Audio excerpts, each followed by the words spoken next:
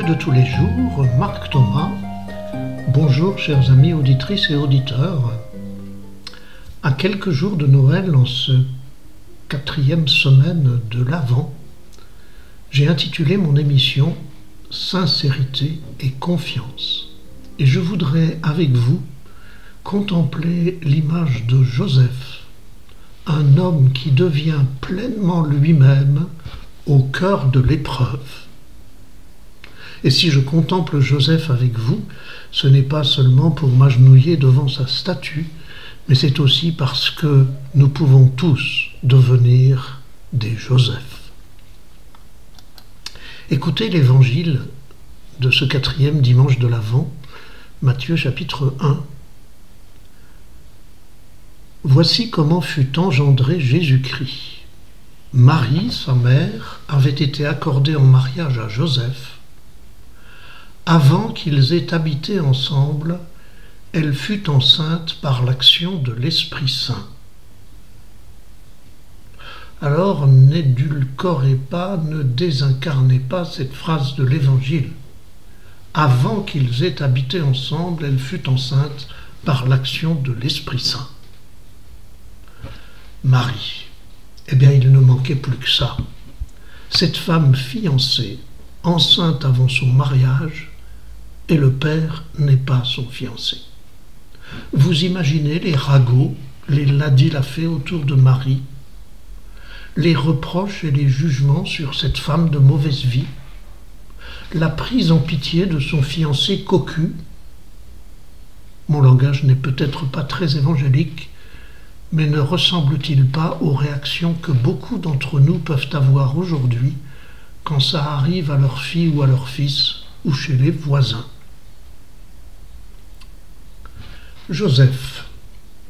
L'Évangile continue. Joseph, son époux, qui était un homme juste et ne voulait pas la dénoncer publiquement, décida de la renvoyer en secret. Confronté à cette réalité, Joseph est bouleversé. Et pour rester lui-même, il doit rompre la relation avec sa fiancée. Il décide de la renvoyer en secret. Au même moment, Joseph renonce à alimenter les ragots et à juger Marie, comme tant d'hommes et nous parfois savons si bien le faire. Il ne voulait pas la dénoncer publiquement, mais il choisit de se séparer d'elle pour rester honnête avec lui-même. C'est en ce sens qu'il est un homme juste. Il respecte sa femme sans la juger, il se respecte lui-même en ne voulant pas poursuivre une relation faussée. Et nous, pouvons-nous, nous aussi, être justes comme Joseph?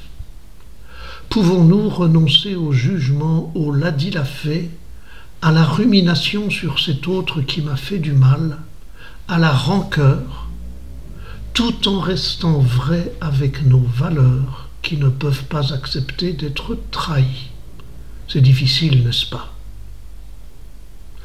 Je vous propose de méditer sur cette question en écoutant ce chant de Liane Folly. Ce n'est pas un chant chrétien, mais sa densité humaine me semble tellement proche de ce que Joseph a vécu. Liane Folly, être vrai.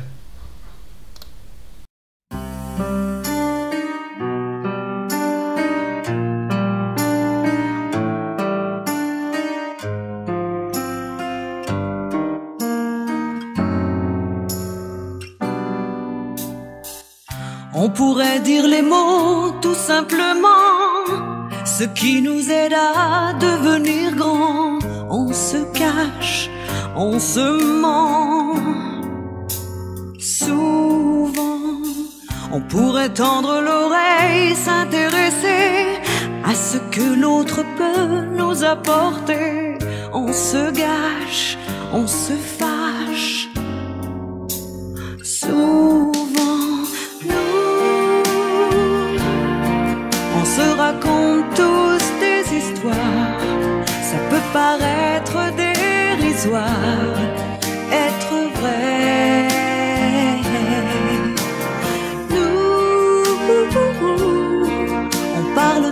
souvent d'espoir ou d'amour quand il est trop tard. Être vrai, être vrai. Pourquoi suivre les foules qui se déchaînent, les idées ou les choix qu'on ne partage pas sûrement, dignement?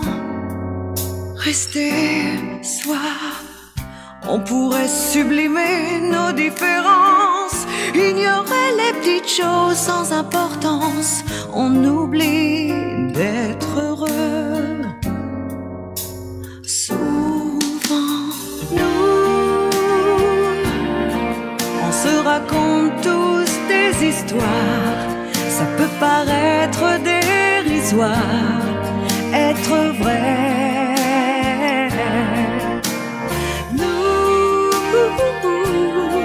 on parle trop souvent d'espoir ou d'amour quand il est trop tard. Être vrai, être vrai.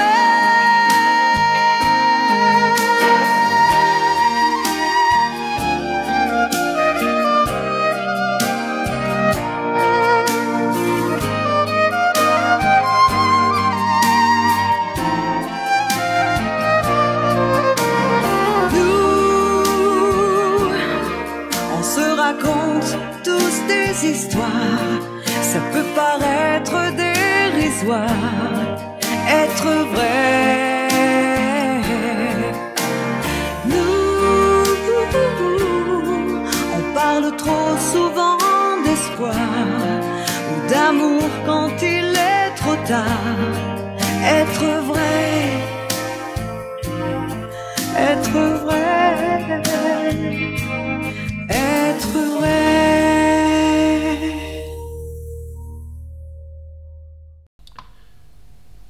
C'est bien ce que nous voudrions tous, être vrai, être juste comme Joseph. Mais comment faire? Alors continuons l'Évangile. Comme il avait formé ce projet de renvoyer Marie de chez lui sans la dénoncer, voici que l'ange du Seigneur lui apparut en songe et lui dit: Joseph, fils de David, ne crains pas de prendre chez toi Marie ton épouse, puisque l'enfant qui est engendré en elle vient de l'Esprit Saint. Elle enfantera un fils et tu lui donneras le nom de Jésus, c'est-à-dire le Seigneur sauve, car c'est lui qui sauvera son peuple de ses péchés.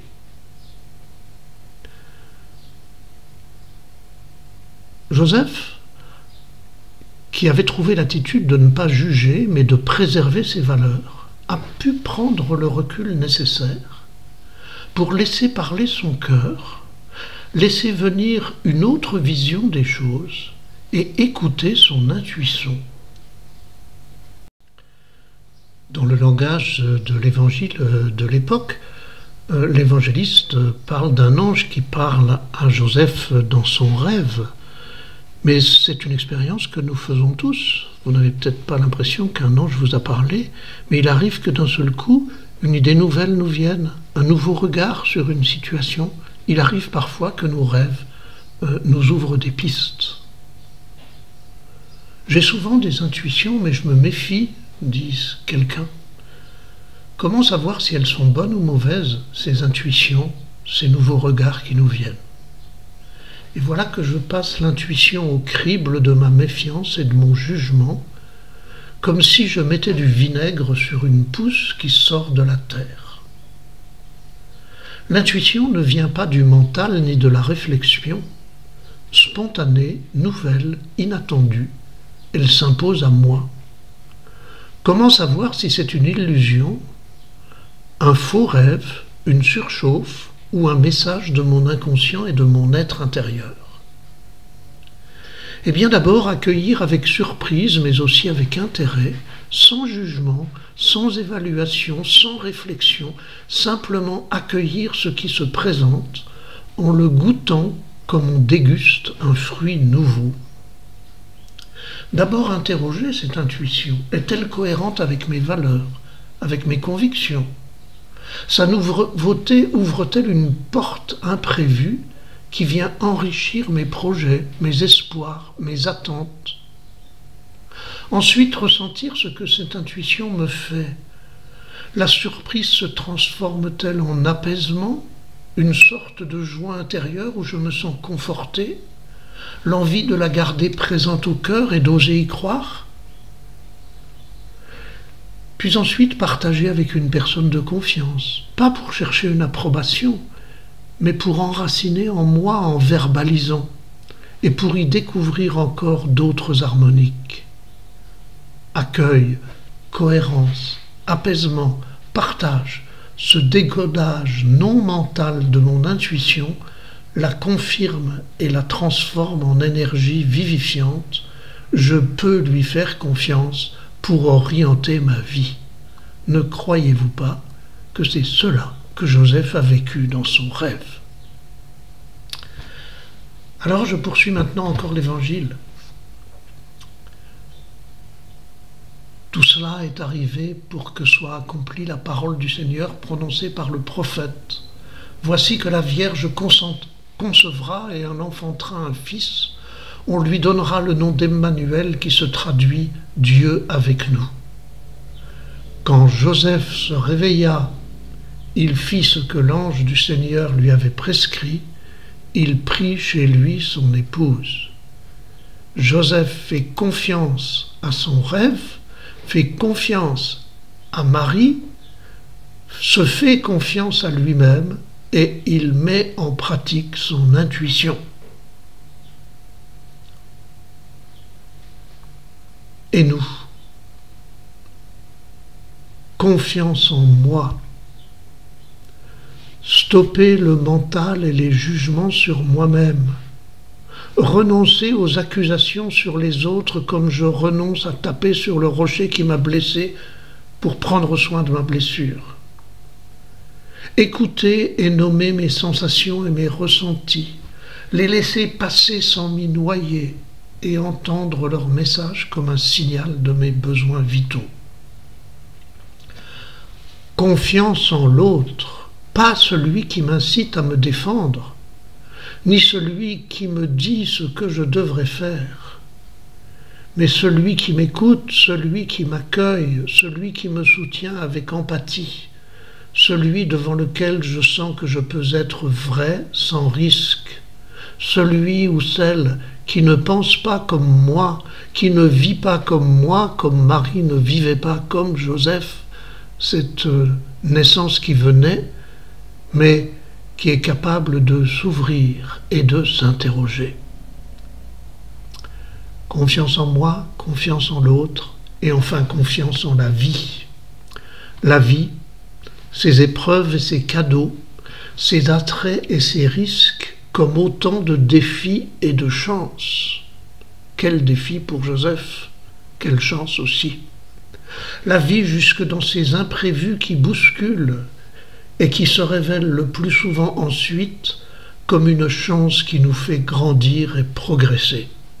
Ne croyez-vous pas que Joseph, bousculé d'abord, a grandi et progressé? Confiance en soi, confiance en l'autre, confiance en la vie, vivre ces trois dimensions de la confiance, c'est ça Noël. Ouvrons-nous dans la confiance à la vie qui vient naître en nous pour nous transformer.